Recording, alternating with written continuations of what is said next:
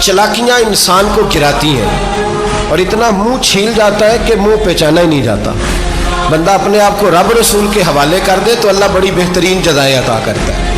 یہ لوگ تیزی دکھاتے ہیں بعض. تو یزید بھی تیزی دکھانے والا تھا. اس نے ولید کو خط لکھا کہنے لگا کہ فوری طور پہ عبداللہ ابن عباس کو بلاؤ اور اسے کہو میری بیعت کریں.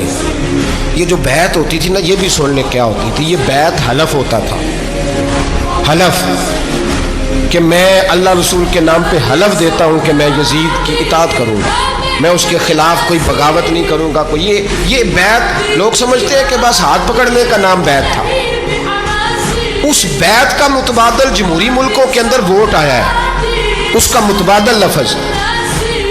تو کہا بیعت کرے. حضرت عبداللہ ابن عباس کو بھی بلاؤ، عبداللہ بن زبیر کو بھی بلاؤ، امام حسین کو بھی بلاؤ. امام حسین آدھی رات کے وقت بیٹھے تھے مسجد نبوی میں، چونکہ پانچوں نمازوں کی آپ امامت کرتے تھے. ہن اللہ خیر کرے جڑا نماز پڑھائے ہو مولوی تو جڑا ٹل پائے ہو پیر، جڑا مہینہ نہ نہائے چھوٹا پیر، تو جڑا 6 مہینے نہ نہائے ہو بڑا پیر.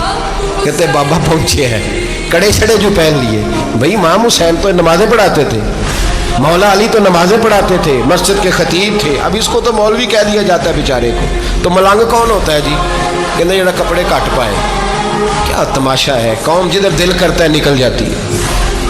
امام حسین نماز پڑھا کے عشاء کی بیٹھے تھے. جناب عبداللہ بن زبیر. عبداللہ بن زبیر کون تھے؟ یہ نبی پاک صلی اللہ علیہ وسلم پھپھی کے پوتے تھے اور جناب صدیق اکبر کے نواسے تھے، حضرت عبداللہ بن زبیر. اور جناب زبیر بن عوام عشرہ مبشرہ صحابی ہیں، ان کے بیٹے تھے.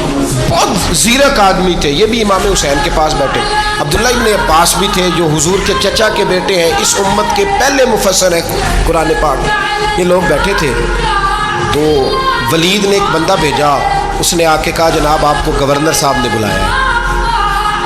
تو عبداللہ بن زبیر کہنے لگے حسین اس وقت بلانے کی بات سمجھ میں نہیں آئی. تو امام حسین بڑے بصیرت والے تھے، اللہ نے بصیرت دی تھی. کہنے لگے عبداللہ آپ کو سمجھ نہیں آئی، مجھے سمجھ آ گئی ہے، امیر معاویہ وصال کر گئے اور یہ ہمیں جو بلایا گیا ہے نا، یہ یزید کی بیعت کے لیے بلایا گیا ہے.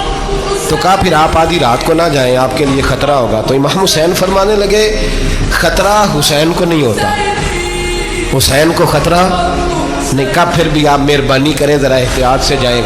تو جناب عبداللہ ابن زبیر نے، عبداللہ ابن عباس نے 14 بندے نیزے دے کے، تلواریں دے کے امام حسین کے ساتھ بھیجے اور کہا کہ امام حسین اگر اس نے کوئی غلط ملت بات کی نا، زبردستی بیعت کرنے کا کہا تو آپ بس کوئی ایک بات اونچی آواز میں کر دینا، یہ سپاہی پیچھے آ جائیں گے. امام حسین ان 14 بندوں کو لے کے گورنر ہاؤس پہنچ گئے.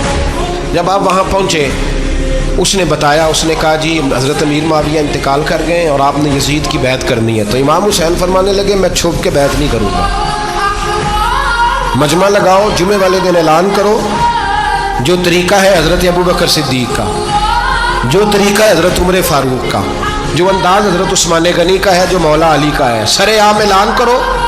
اگر ساری دنیا یزید کی بیعت کرے گی تو میں بھی تیار ہوں.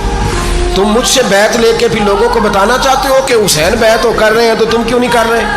میں عام آدمی نہیں ہوں، لہذا چھپ کے بیعت نہیں کرتا. جب یہ بات کی نا تو ولید